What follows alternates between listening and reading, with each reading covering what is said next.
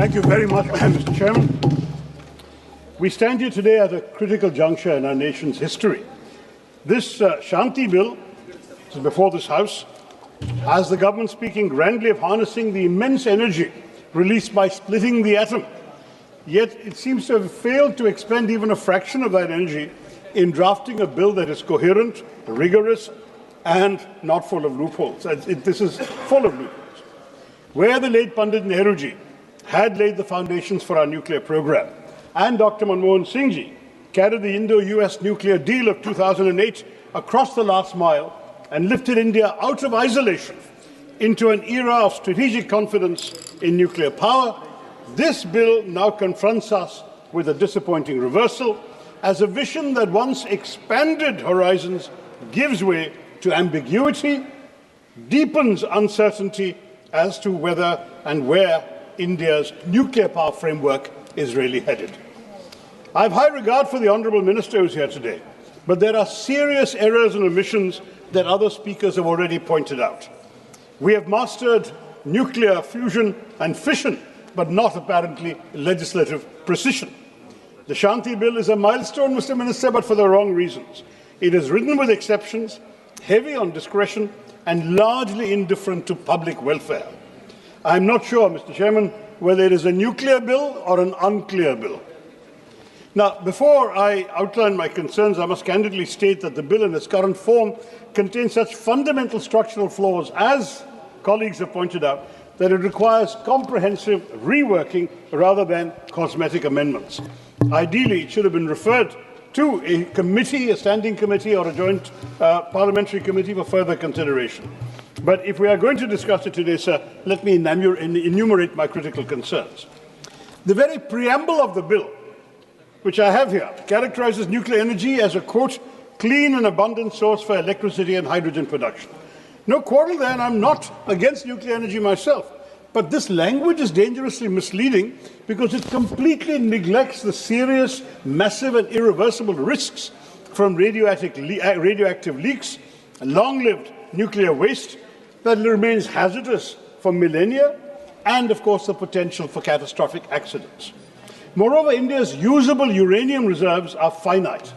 While we do possess significant thorium-232, including in my own state of Kerala, and those are significant reserves, and we should work on them, nonetheless, thorium-based reactors remain decades away from significant deployment. The full life cycle of nuclear fuel, from mining to waste disposal, is neither clean nor sustainable. We must be honest with the people of India about what we are asking them to accept. Now, sir, Section 3(1)(c) and E provide that any other company or any person explicitly permitted by the central government is eligible to apply for a license to set up and run nuclear facilities. This effectively amounts to a blanket opening up of the entire nuclear energy sector, from mining to waste management, and this will open it up to a wide range of private actors with indeterminable and indeterminate qualifications. More troubling still, the bill allows for a single composite license for multiple activities across the nuclear fuel cycle. This means one entity could control mining, fuel fabrication, reactor operation, and waste handling. Such concentration of control in any single operator or corporate group heightens systemic risk exponentially rather than containing that risk. When profit becomes the primary motive across the entire chain, safety checks could be compromised at every stage. Such blanket opening up is potentially dangerous, and giving operational control of fissile and other highly radioactive substances to private entities driven by quarterly earnings reports and the bottom line of profit, I'm afraid significantly increases the possibility of nuclear incidents and accidents. The core of the liability reform caps total nuclear incident liability at 300 million special drawing rights, which is approximately today $460 million or 3,900 crores. Let this sink in, honourable members. This cap has not changed in 15 years, despite inflation, despite Fukushima, despite everything we've learned. For context, the Fukushima disaster cleanup costs have already exceeded $182 billion. Okay? That's several hundred times the cap proposed in this bill today in 2021. Chernobyl's total economic impact exceeded $700 billion. Yet we propose to cap liability at less than $500 million. This is grossly inadequate when measured against the potential long-term health, livelihood and environmental costs of any serious accident. This is not a safety net, Mr. Minister. It is a trapdoor through which victims could fall into decades of legal battles and inadequate compensation. The bill also removes the earlier provisions where the operator had the right to recover compensation from equipment suppliers. This means that even if an accident occurs due to faulty design, substandard parts, or negligent manufacturing by a supplier, that supplier walks away while Indian taxpayers have to bear the entire cost. This might, in cases of serious accidents, strain our economy significantly. We are effectively subsidizing the risk for private international corporations while they retain all their profits. The state underwrites catastrophic risk, Mr. Chairman, while private operators maximize returns. What kind of law is this? Chapter 3, Section 14(1)(a) makes the central government liable where the liability exceeds the amount of liability of an operator. In effect, public funds, our money, taxpayers' money, will compensate for all the damages caused by private facilities. This provision does nothing but further dilute corporate accountability for systemic failures. And Section 42 overrides the Occupational Safety, Health and Working Conditions Code for nuclear facilities. So nuclear workers are removed from our country's general labour safety framework. Is this fair, Mr. Minister? The bill imposes a 3-year period for filing compensation applications, with extinction of the right to claim set for 10 years for property damage, 20 years for personal injury.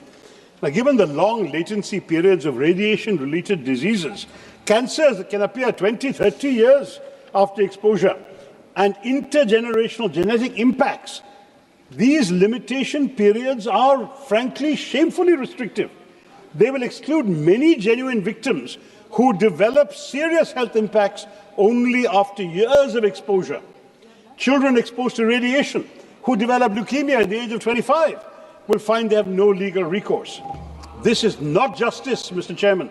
This is a statute of limitations designed to limit liability, not to compensate victims. इस bill के हर वादे के पीछे एक कीमत छुपी है, mister minister, और अक्सर ये कीमत वही चुकाता है जिसका फैसलों में कोई हिस्सा नहीं होता। पर उन वादों की कीमत तुम क्या जानो सरकार, यही मेरी चिंता है। Here perhaps is the most egregious provision of all. Negligence by an operator or person is recognized as a cognizable offence, but only a person duly authorized by the central government or the Atomic Energy Regulatory Board can file a complaint. Let me stress this, sir. This means that if a nuclear facility operator is criminally negligent, affected communities cannot file a complaint. Civil society organizations cannot file a complaint.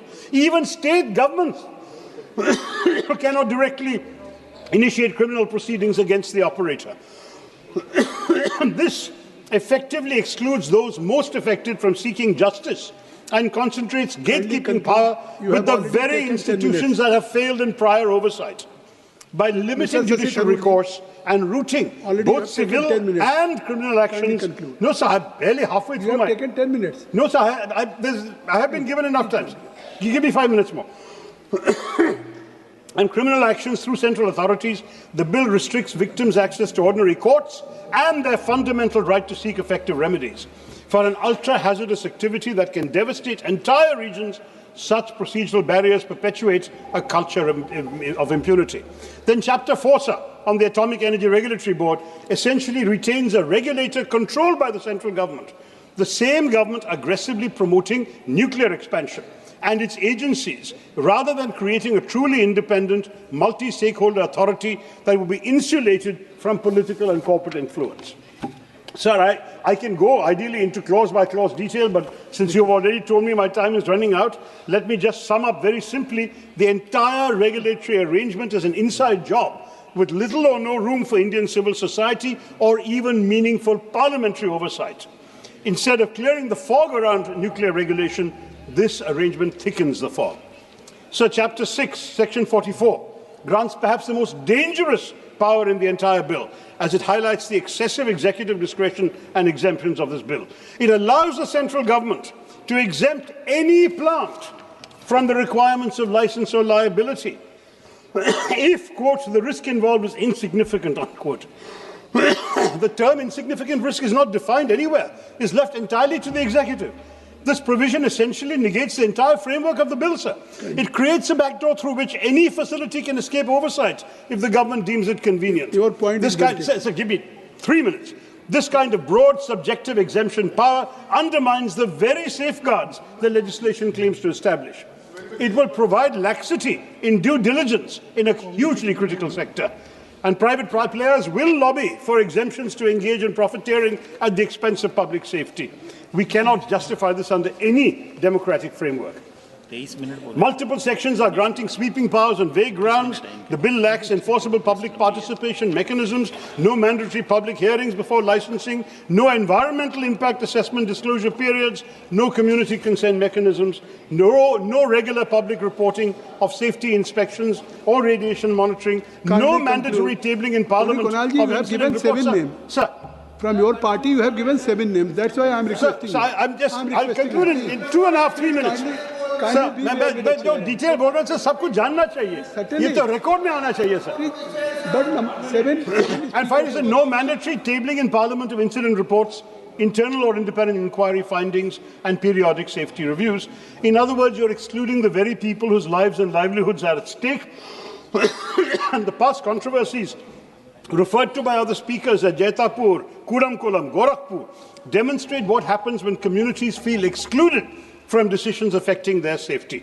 This bill risks repeating those conflicts, undermining capacity expansion targets through local resistance and litigation. 2 more points, sir. Section 34B requires licenses, 35B, I beg your pardon, reserves spent fuel management for the central government, but again provides minimal implementation detail. When multiple private operators are generating significant spent fuel, unclear protocols will create operational uncertainty. The bill also lacks climate change provisions despite rising sea levels, extreme weather and water scarcity. Thank you very much. And post-Fukushima, sir, Japan comprehensively revised site selection for climate resilience. Our bill remains silent on that. I'll skip my other points. Let me give you one. Let me conclude, sir. Give me 1 minute to conclude. So I have taken up more than a minute in pleading for time. Give me time. There are 7 members of Parliament from Congress Party. I'm skipping half my point, sir. There is a time constraint. Please kindly conclude. Please kindly conclude. Sir, beyond safety, okay, I won't talk about safety anymore, sir. Fundamental questions arise about economic wisdom of this bill. Nuclear projects are highly capital intensive with long gestation periods. In an era of rapidly falling renewable costs, battery storage costs, we must ask, does 19.3 trillion rupees towards nuclear represent optimal allocation versus accelerated renewable deployment, grid modernization or energy sufficiency? The opportunity cost must be gone into, sir. The Shanti bill represents a dangerous leap into privatized nuclear. धन्यवाद सभापति महोदय। मैं atomic energy bill 2025 शक्ति bill के